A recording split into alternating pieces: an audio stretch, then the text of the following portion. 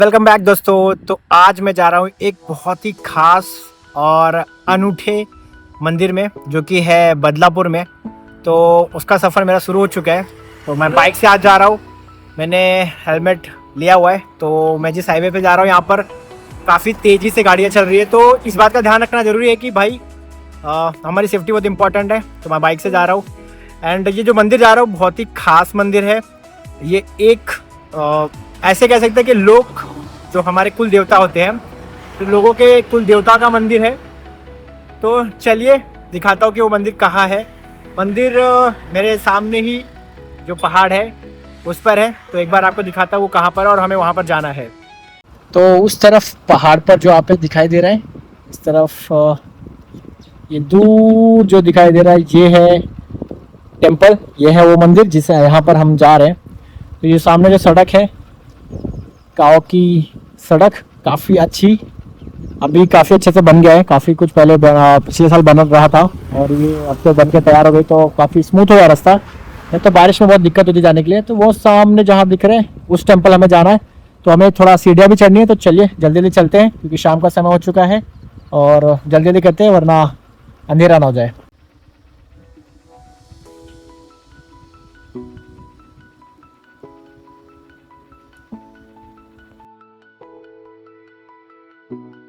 तो फिलहाल मैं पहुंच चुका हूँ उस जगह जहाँ से हमें मंदिर का रास्ता मिलेगा। ये जगह है इस वक्त में मूल गांव।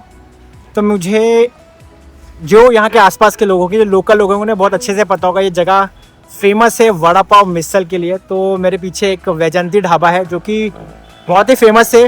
मूलगांव बहुत ही फेमस है लोकल वड़ा पाव, मराठी जो टेस्ट है, झंझड़ी मिसल और जो ठेचा वाला जो चटनी है वड़ा पाव की, वो यहाँ पे बहुत खास मिलती है। मेरे पीछे ही वो दिख रहा है आपको। तो मेरे सामने जो यहाँ पर गेट है, यहाँ से होगी मूलगांव। यहाँ से स्ट्रेट रास्ता है जो कि मंदिर की तरफ जाता है।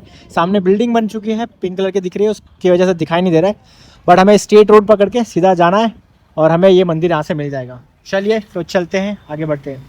तो ये रहा एंट्री गेट। यहाँ से हमें जाना है करीब 500 मीटर या 300 मीटर के करीब जो ऊपर है, वहाँ पर मेन मंदिर का रास्ता। तो ये यहाँ पर आप देख सकते हैं, ये एंट्री है खंडेराय देवस्थान मूलगांव। ये मूलगांव के लोक देवता या फिर कुल देवता कह सकते हैं, वो भगवान खंडोबा का ये मंदिर है। तो अब हम जा रहे हैं इस खंडोबा मंदिर में। तो चलिए चलते हैं और इसके बारे में काफ़ी इन्फॉर्मेशन मैंने गैदर की है। चलिए, और जब पहुंच जाएंगे अंदर और जो सीढ़ियाँ चढ़ेंगे उस वक्त मैं सारे जानकारी आपको देता हूँ। तो हम जा रहे हैं खंडेराय देवस्थान कुलगांव, ये जगह है बदलापुर में। तो चलिए आगे बढ़ते हैं। सो ये आखिरी गांव है, यहाँ से हमें जाना है ऊपर की तरफ। तो यहाँ पास में ही पार्किंग है, यहाँ पे ही पार्क कर सकते हैं, मंदिर के सामने भी पार्क कर सकते हैं वहाँ पर जाकर। तो चलिए थोड़ा आगे चलते हैं और देखते हैं कि वहाँ कहीं पार्क करने की जगह होगी तो हम अपनी बाइक यहाँ पार्क कर देंगे और उसके बाद चलते हैं ऊपर। तो दोस्तों मैं पहुँच चुका हूँ इस वक्त में खंडोबा मंदिर के बाहर। ये यहाँ पर नीचे इस वक्त में ये एंट्री गेट है। तो यहाँ से हमें करीब 500-550 सीढ़ियाँ ऊपर चढ़नी है। तो स्टेप्स जो है थोड़े से बने हैं, मंदिर के स्टेप्स काफ़ी बने हैं, बट वो जो एक स्टेप है लगता है करीब 2 स्टेप के बराबर, क्योंकि मैं पहले भी एक बार आ चुका हूँ यहाँ पे, करीब 1 साल पहले आया था मैं। तो अपनी वाटर बॉटल ज़रूर लेके आए यहाँ पे और कोशिश करें कि अननेसेसरी चीज़ें ना लेके जाएं और ऊपर जाके कचरा यहाँ पे ना फैलाएं, क्योंकि काफ़ी मान्यताएँ हैं यहाँ पे। तो कचरा कुंडी करें, ये सब कुछ करना यहाँ पे सही नहीं है। तो कोशिश करें कि अननेसेसरी चीज़ें ना ले जाएं, पानी जरूर साथ में ले जाएं, क्योंकि शायद ऊपर पानी नहीं मिलता है। जो दुकान है, मेरे पीछे एक छोटी सी दुकान दिख रही है, वही एक दुकान है, तो इस बात का ध्यान रखें। तो चलिए शुरुआत करते हैं, ऊपर जाते हैं और देखते हैं। करीब 20-25 मिनट का ट्रैक है कहते हैं। तो शाम हो चुका है, मेरे पीछे मौसम काफ़ी सुहाना लग रहा है, सनसेट का टाइम हो चुका है। तो आप देख सकते हैं थोड़े से काले बादल भी दिखाई दे रहे हैं और जो सूरज है वो ढक चुका है। तो इस बात का ध्यान रखते हैं और चलिए चलते हैं ऊपर। तो चलिए शुरुआत करते हैं ऊपर जाने की। तो स्टार्टिंग में जैसे कि हर चीज़ की शुरुआत होती है श्री गणेश से। तो यहाँ नीचे मुझे एक मंदिर दिख रहा है, शायद से ये गणपति जी का ही मंदिर है जहाँ तक मुझे याद है। यहाँ पर छोटी सी शॉप है, कुछ अगर आपको लेना हो किसी को तो यहाँ से ले सकते हैं। यहाँ पे कुछ जो उद्घाटन हुआ था उसके बारे में लिखा है कि यहाँ के जो आमदार थे किशन कथौरे साहब जी, उनके द्वारा ये थोड़ा सा रीडेवलपमेंट किया गया है। सीढ़ियाँ यहाँ पे काफ़ी बनी हुई हैं, देख सकते हैं सीढ़ियों का स्ट्रक्चर, दो सीढ़ियों के बराबर एक सीढ़ी है, तो थकने वाली थोड़ी सी बात हो सकती है। 500 सीढ़ी यानी कि 1000 सीढ़ी मान के चल सकते हैं। तो यहाँ पर माफ़ कीजिएगा, ये गणपति जी का नहीं, मुझे लग रहा है देवी माँ का मंदिर है। तो चलिए थोड़ा सा अंदर चलते हैं, दर्शन करते हैं। और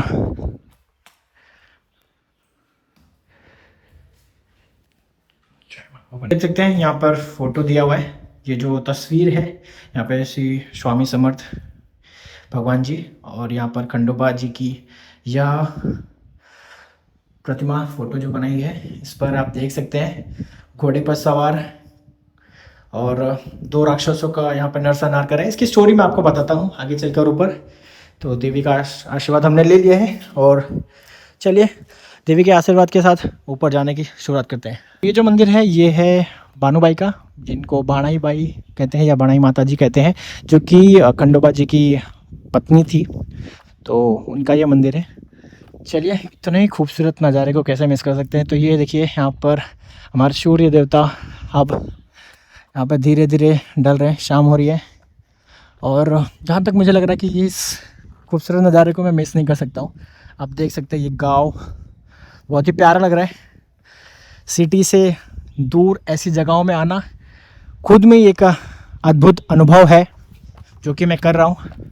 पिछले कुछ दिनों में मैंने डिसाइड किया था कि मैं हर वीक कहीं पर बाहर जाऊँगा, ऐसे आसपास नियर जो मेरी भी प्लेसेस हैं वहाँ पर जाकर उनमें कैप्चर करूँगा, रिकॉर्ड करूँगा, कुछ इन्फॉर्मेशन जमा करूँगा एंड फिर अपलोड करूँगा, ताकि मेरे आसपास के जो लोग हैं जो ऐसी जगहों पर, यहाँ पर भीड़ बहुत कम होती है, तो उन्हें इन्फॉर्मेशन होनी चाहिए कि ऐसी खूबसूरत जगह भी होती है। तो चलिए करीब 20-25 सीढ़ी चढ़ाऊँ पर मैं अभी से ही हंसने लगा हूँ, पर ठीक है। चलिए पीछे का नज़ारा बहुत ही खूबसूरत। तो चलिए आज एक स्पेशल गेस्ट भी हमारे साथ हैं, तो वो जो हैं ऊपर हमारे साथ हमारी माता जी भी आई हैं, जो वहाँ पर चल रही हैं हमसे पहले, फटाफट चल रही हैं।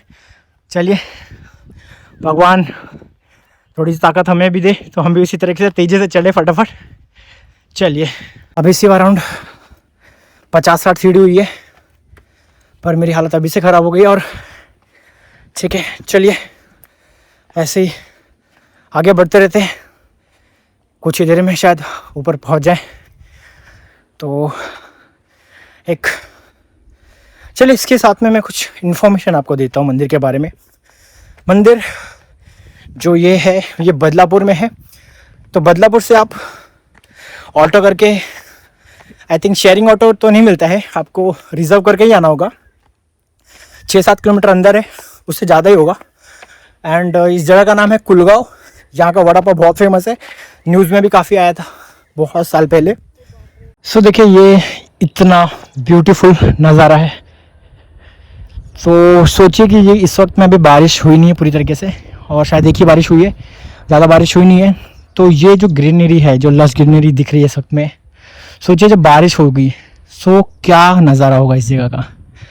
तो भाई मैं यहाँ पे पहले भी आ चुका हूँ बारिश में, ये मेरे एकांतवाद की सबसे ख़ास जगह है। कभी जब बहुत स्ट्रेसफुल लगता हूँ या फिर किसी सोच में होता हूँ तो मैं अक्सर इस जगह पे आता हूँ।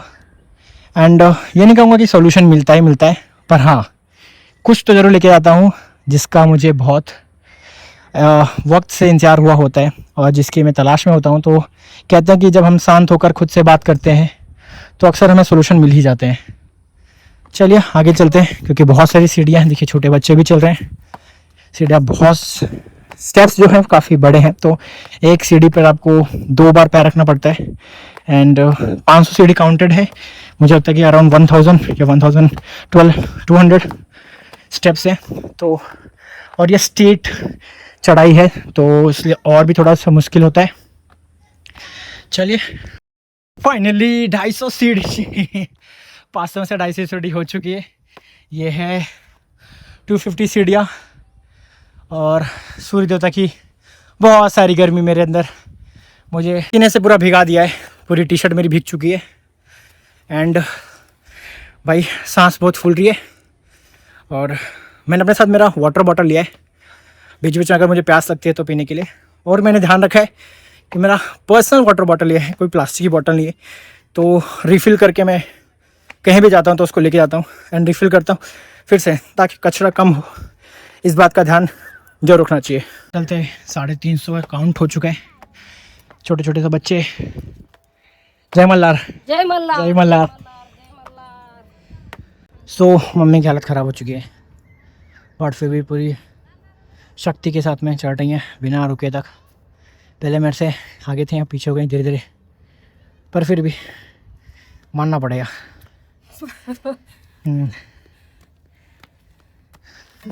तो हमारा अकाउंट यहाँ पहुँच चुका है 450 स्टेप्स। तो करीब 10-12 मिनट हो चुके हैं। स्पीड तो काफ़ी फास्ट है हमारी, फिर भी भाई ये यहाँ पर कुछ रेस्ट हाउस जैसा कुछ बनाया है, नॉट श्योर किस चीज़ के लिए, माइट बी रेस्ट के लिए होगा या फिर यहाँ के जो केयरटेकर होंगे उनके लिए होगा। तो मैं यहाँ से सामने मंदिर देख सकता हूँ, यहाँ से हमें मंदिर दिख रहा है, ये काफ़ी भव्य यहाँ से दिख रहा है कि सामने जस्ट। बट अभी भी करीब करीब 100 सीढ़ियाँ हैं यहाँ पर, तो जो चलनी है। मुझे याद है कि जब मैं बारिश में आता था तो ये सारे पेड़ काफ़ी हरे भरे, पूरी पत्तियों से भरे हुए, लदे हुए, एकदम पूरी तरीके से ग्रीन ग्रीन ग्रीन, पूरी तरह से इस जगह ग्रीन दिखती रहती है और हरियाली हर तरफ देखकर मन एकदम खुश हो जाता है। तो इस वक्त में तो फ़िलहाल कुछ है, पहाड़ है तो काफ़ी ग्रीन दिख रहा है। तो यहाँ पे सूरज है, यानी कि जो सन है वो बहुत ही मुझे खूबसूरत लग रहा है। शाम का ढलता हुआ सूरज है, कुछ ही देर में सनसेट पूरी तरीके से हो जाएगा। तो कोशिश कर रहा हूँ जल्दी से जल्दी मंदिर पहुँचें। एंड मंदिर के बारे में मैं बता देता हूँ आपको कि भगवान खंडोबा जी जो हैं, ऐसा माना जाता है कि वो हमारे भगवान शंकर के एक अवतार हैं और उनका अवतार लेना एक बहुत ख़ास वजह से हुआ था। तो वो स्टोरी मैं आपको बताता हूँ आगे। पहले बता देता हूँ कि ये जो भगवान हैं इनका नाम खंडोबा क्यों है। तो जब आपने शुरू में जब नीचे देखा होगा कि जो मैंने तस्वीर दिखाई थी, जो मूर्ति थी, उसमें भगवान जी एक घोड़े पे सवार थे और उनके हाथ में एक तलवार थी। तो वो जो तलवार है उसे ही खंडे कहते हैं, क्योंकि वो तलवार जिसमें 2 धारी तलवार होती है तो उसे खांडे कहते हैं। और वो खांडे और जो बा है, बा शब्द का मराठी में मतलब होता है पिता।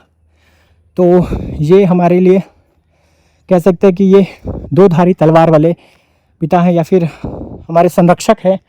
हमारे संरक्षक यानी कि जो हमारी रक्षा करते हैं, क्योंकि भगवान खंडोबा जो है वो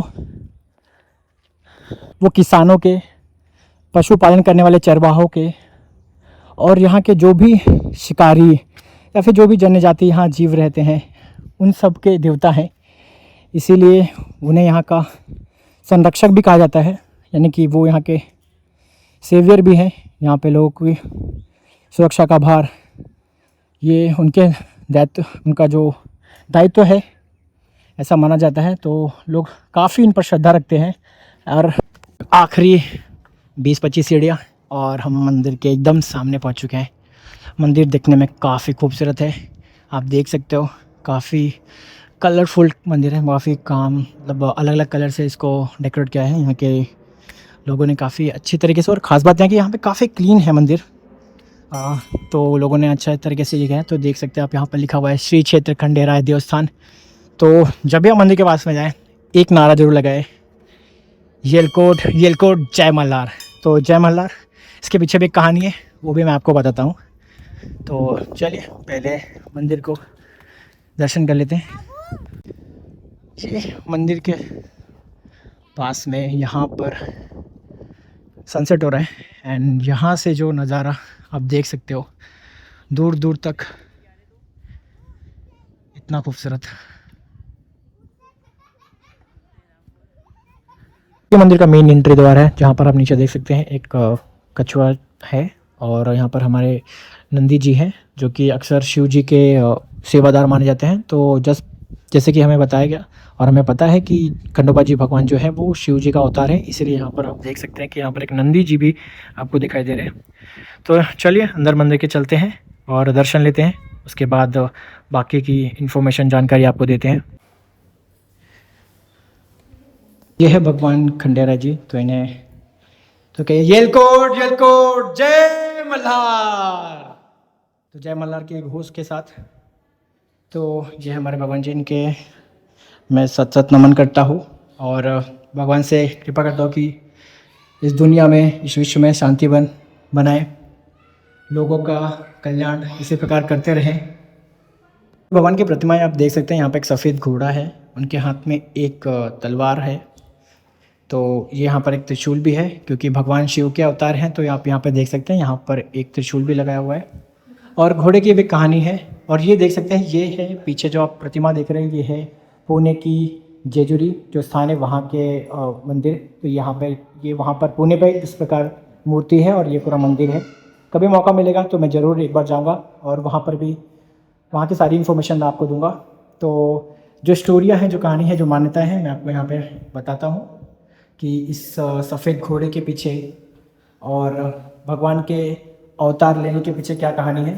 तो यहाँ पर जो हल्दी आप देख रहे हैं, तो यहाँ पर भगवान को सभी लोग हल्दी समझ और यही हल्दी अपने माथे पर लगाते हैं क्योंकि ये भगवान योद्धा के देवता है। योद्धा यानी कि पराक्रम। तो जो यहाँ पे अपने हल्दी देखिए, तो अगर आप जेजुरी कभी जाएंगे तो आप देखेंगे पूरी मंदिर में आपको हल्दी हल्दी दिखेगा, हर जगह से हल्दी चढ़ाया जाता है। और यहाँ पर भी मेरे माथे पे हल्दी लगी है। तो जो हल्दी है वो एक एंटी बैक्टीरियल चीज़ है, जो कि एंटी इन्फ्लामेटरी भी कह सकते हैं कि ये उस काम में आती है कि जब आपको चोट लग जाती है या फिर कोई घाव लगती है तो एक तरह से ये हेल्प करती है कि वो स्प्रेड ना हो या फिर ऐसा फैले ना। चोट पे थोड़ा सा मरहम का काम करती है, चोट खींचती है। तो उस तौर पे ये पराक्रमी जब युद्ध हुआ था तो जो सैनिक लड़े थे या फिर जिन्हें चोट हुई तो लगी थी, तो उनके ऊपर ये उस वजह से लगाया जाता है। तो ये जगह बहुत ही प्यारी है, बहुत खूबसूरत है। ये जेजुरी का जो मंदिर है उसकी ही रिप्लिका है कह सकते हैं। एंड इसमें एक बहुत ख़ास बात यह है इस जगह की कि बहुत शांत जगह है। पीछे आप देख सकते हैं पहाड़ पर करीब मान के चलिए करीब 400 450 या 500 मीटर सी लेवल से ऊपर है।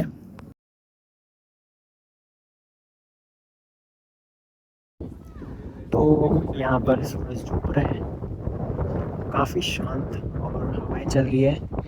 ये बहुत ही खूबसूरत और शांत अनुभव है, इसके बारे में मैं जितना भी बताऊँ वो कम ही लगेगा।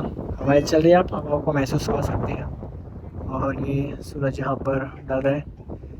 ये है मंदिर के बारे में बहुत कुछ बताना तो मैंने लास्ट दिन मिस कर दिया। तो ये जो मंदिर है ये भगवान खंडेराय का है, जैसे मैंने आपको बताया, जिसे खंडोबा भगवान जी कहते हैं। ये शंकर भगवान के अवतार है एक तरीके से। तो ये अवतार इसलिए माने जाते हैं कि धरती पर 2 राक्षस हुए थे जिनका नाम था मणि एंड मल्हा।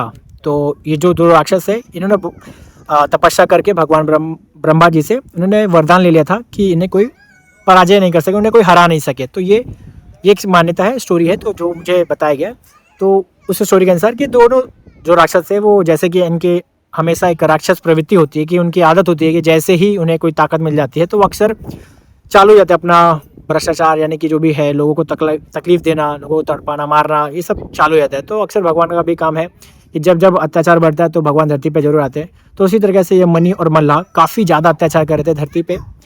ये तो फिर भगवान जी ने, लोगों ने प्रार्थना की तो भगवान जी ने, भगवान जो शंकर हैं उन्होंने अवतार लिया। एक ऋषि मुनि थे जिन्होंने तपस्या की थी, भगवान विष्णु जी के पास भी गए थे, ब्रह्मा जी के पास भी गए थे, पर उनके पास से उतना उत्तर नहीं मिला। परंतु भगवान शिव ने उन्हें धरती पर अवतार लिया। और उनका, क्योंकि जो भगवान शिव है वो है, जैसे कि माना जाता है कि वो डिस्ट्रॉयर, जो कि इस तरह के जो भी राक्षस प्रवृत्ति के लोग होते हैं उन्हें नष्ट करने का काम उनका जरूर होता है।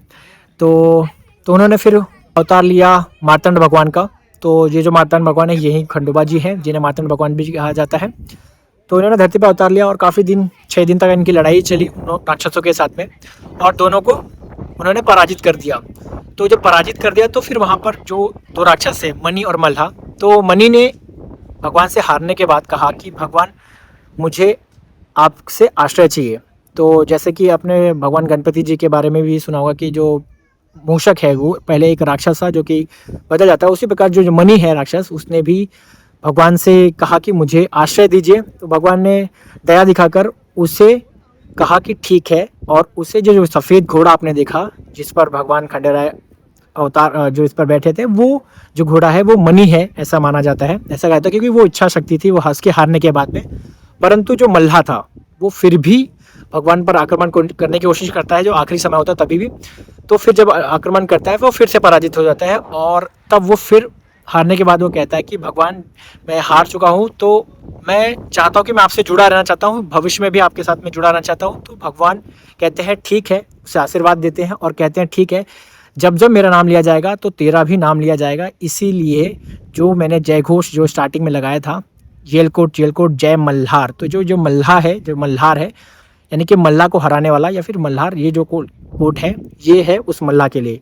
तो ये जो राक्षस था उसी के ऊपर ही है ये मल्हार। तो ये यहाँ पे ये स्टोरी थी, और भगवान जी जो है वो पूरी तरीके से हराने के बाद में, तो अगर स्टोरी में कुछ भी गलती हो, अगर आपने सुना कोई और भी स्टोरी सुना है, जो ये मेरी स्टोरी है, तो मेरा बताने का लहजा अलग हो सकता है। अगर आपको इसको ये स्टोरी कोई और कहीं से पढ़ते हैं, कहीं से जानकारी मिलती है, तो इसे मेरी भूल मान लीजिएगा और मुझे कमेंट में बताइए कि मैंने कहाँ गलती की है, तो मैं भी उसको थोड़ा सा सुधारूंगा। तो जैसे मैंने बताया कि जो तलवार है, जो दो धारी तलवार है, उसे ही खंडे कहते हैं, और जबकि भगवान जी को पिता समान माना जाता है, संरक्षक माना जाता है, इसलिए इस पूरे मंदिर को यानी वे भगवान जी को खंडोबा जी कहते हैं। ये यहाँ तक अब तक की स्टोरी थी। तो ये जो असली मंदिर है जो खंडोबा जी का, वो है पुणे में, जेजुरी में, जहाँ पर काफ़ी लोग, यहाँ के जो लोग कुल देवता हैं वो, तो यहाँ के महाराष्ट्र के क्षेत्र के काफ़ी लोग इन्हें बहुत मानते हैं। प्लस कर्नाटका, गोवा और तेलंगाना में भी काफ़ी भगवान को पूजा जाता है। तो ये यहाँ के कुल देवता हैं। ये यहाँ की अब तक की स्टोरी थी। अपने आसपास का परिसर देख लिया है, कभी मौका मिलेगा तो मैं पुणे ज़रूर जाऊँगा, वहाँ पे भी व्लॉग बनाऊँगा और कोशिश करूँगा कि आपको वो पसंद आए। तो यहाँ तक था ये आज का सफ़र। आसपास की कुछ अच्छी चीज़ों को और दिखाता हूँ, क्योंकि यहाँ पर काफ़ी खूबसूरत जगह है। ये बीच चारों तरफ मेरे यहाँ पे सिर्फ पहाड़ी दिख रहा है, और कुछ खाई का इलाका है, तो वो मैं आपको दिखाता हूँ। तो मंदिर के बाहर एक ये स्तंभ है जो कि दीप स्तंभ होता है, दीपो स्तंभ होता है, यहाँ पर दीप लगाए जाते हैं। तो यहाँ से अगर मैं देखता हूँ तो पूरी तरफ चारों तरफ यहाँ का मैं देखा तो मंदिर एक पहाड़ी पर ऊंचे स्थान पर बना हुआ है। आसपास के जो इलाके हैं वो इस तरह से खाई वाले इलाके हैं। तो जो भी आए संभल के आए ध्यान से, कि और ध्यान से एक बात ये ज़रूर देखनी खास बात होती है। अक्सर लोग एक गलती करते हैं कि जब भी वो ऊपर आते हैं वो अपने साथ बहुत सारी पानी की बोतलें लेके आते हैं। अगर लेके आते हैं तो उनकी जिम्मेदारी होती है कि उसे लेके भी जाना। आप देख सकते हैं यहाँ पर काफ़ी पानी की बोतलें देख सकते हैं, तो काफ़ी लोगों ने यहाँ पे कचरा फैलाया हुआ है। तो हमें इस बात का बहुत ध्यान रखना चाहिए कि कोशिश करें कि अपने रिफ़िल वाली बॉटल लेके घूमें जब भी कहीं जाएँ, ताकि उसमें पानी रिफ़िल करें, घर पर वापस लेके जाएँ। तो इस तरह का जो कचरा है एटलीस्ट वो नहीं फैलेगा, और जो हमारे आसपास की जो इस तरह से अच्छी जगहें हैं, जो धार्मिक जगह हैं, वहाँ पर कम से कम कचरा ना हो, ये कोशिश करें, ये ध्यान दिया जाए।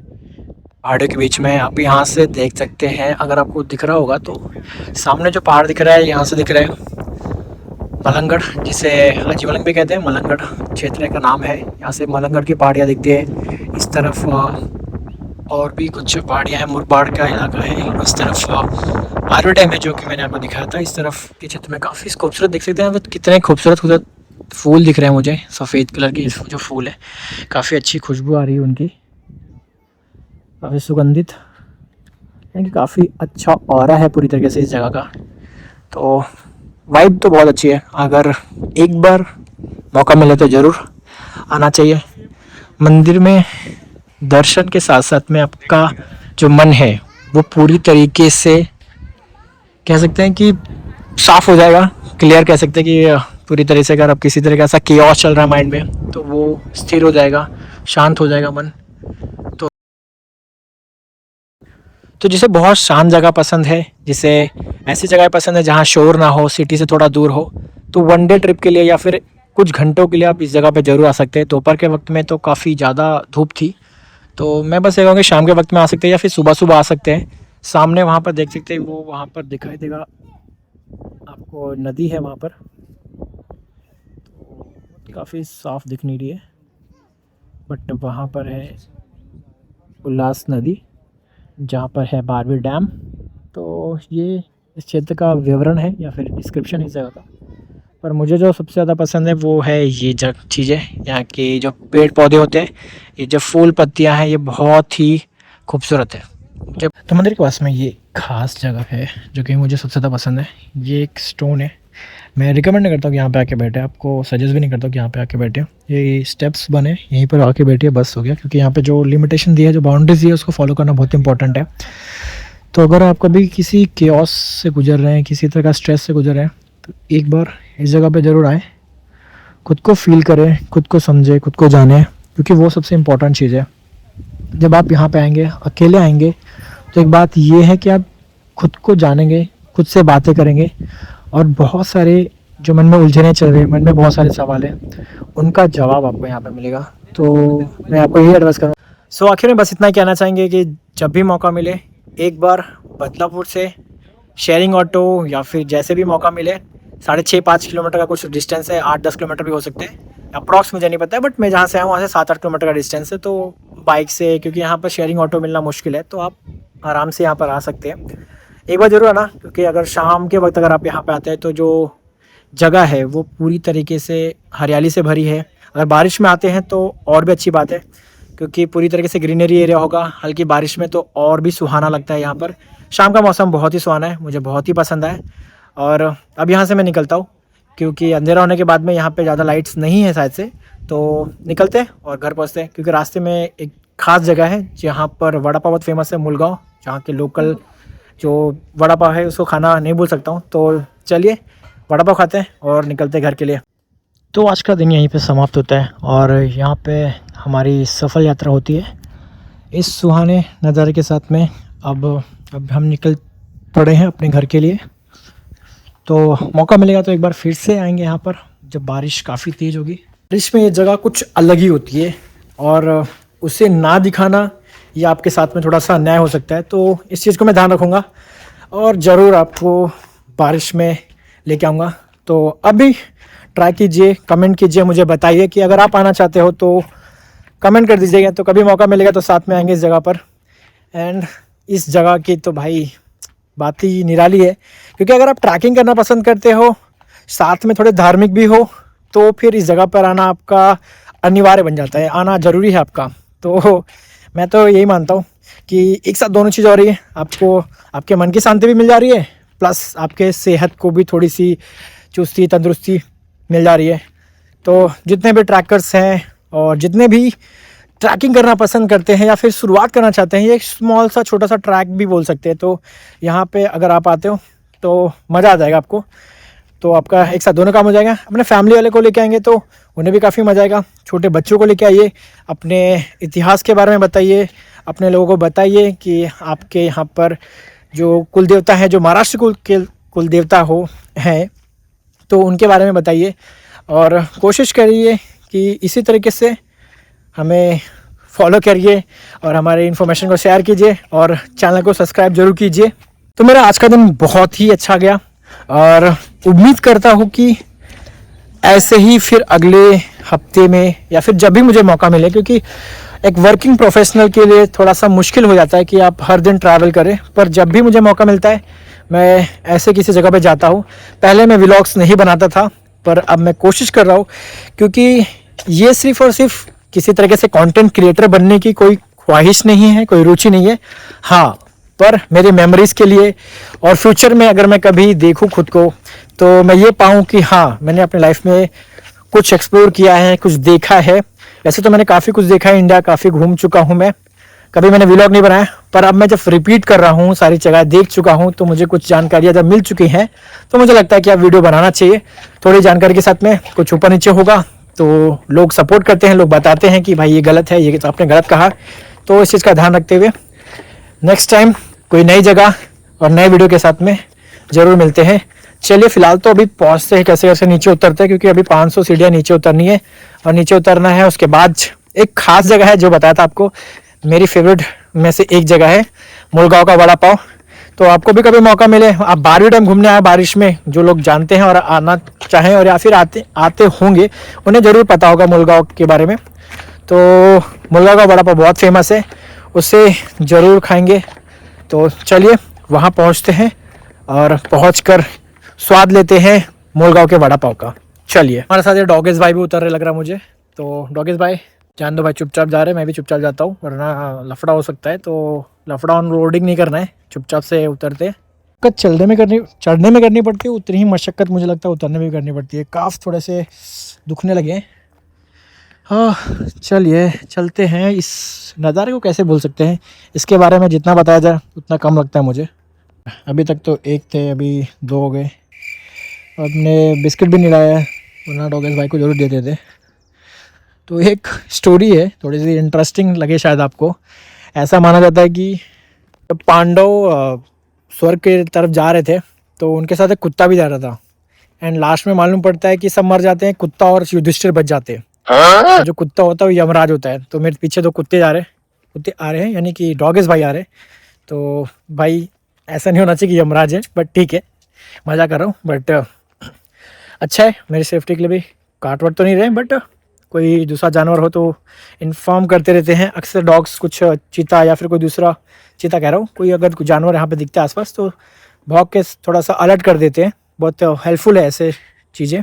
नीचे उतर तक में एक बात याद आ गई मुझे, मैंने जैसे स्टार्टिंग में बताया था कि तो खंडोबा भगवान की 2 रानियाँ थी, यानी कि 2 पत्नियाँ थी। एक थी महलसा बाई और दूसरी जो थी बाना बाई। तो ये जो मंदिर है वो बाना बाई जी को समर्पित है, जो धनगर समाज से आती हैं।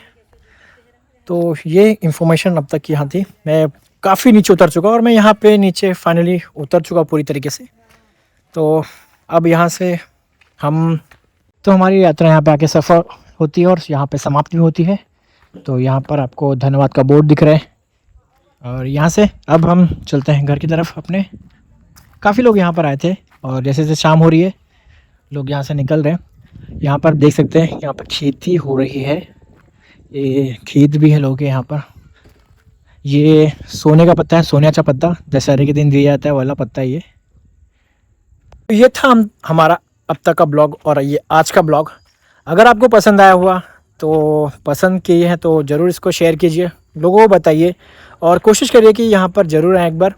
खास करके अगर आप बारिश के मौसम में आते हो तो सबसे अच्छी बात है, क्योंकि आपको थकावट नहीं होगी, ज़्यादा गर्मी नहीं लगेगी। तो सबसे बेस्ट टाइम मैं यही कहूँगा कि जो आने का सबसे बेस्ट टाइम है वो है जून से लेके अक्टूबर नवंबर तक, क्योंकि तब थोड़ी ठंड भी रहती है और बारिश भी रहती है। तो जब तक बारिश है तब तक सबसे बेस्ट टाइम है आने का।